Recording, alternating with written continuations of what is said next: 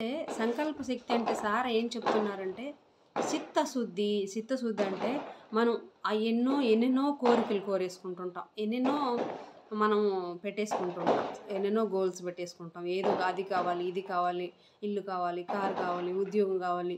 మళ్ళేమంటాము ధ్యానం కావాలంటాము, యోగి కావాలంటాము. మళ్ళీ నాకు పేరు, ప్రతిష్టలు కావాలనుకుంటాం. అని తప్పు లేదు. కానీ అవన్నీ కావాలంటే ఒక్కటే కోరుకోవాలి. ఏది కావాలన్నా ఒక్కదానిపైన సంకల్పం పెట్టుకోవాలి. ఆ ఒక్కదానిపైనే మనం వర్క్ చేయాలి. తప్పకుండా నెరవేరుతది. పత్రి సార్ ఏమంటారంటే, మరి ఎందుకు అలా కోరుకుంటున్నారు? అన్నిటిపైన పెట్టేసుకుంటున్నారంటే వాళ్ళకి తెలీదు. ఏం తెలీదు?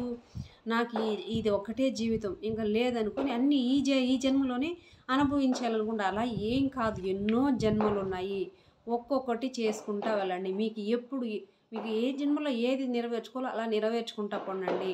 తొందర ఏమీ లేదు. అద్భుతంగా నెరవేరుతాయి. ఎందుకంటే మానవుడే మాధవుడు గనక ఆ శక్తి మీకుంది. ప్రతి మానవుడికి ఉంది అంటారు సార్, పత్రి సార్.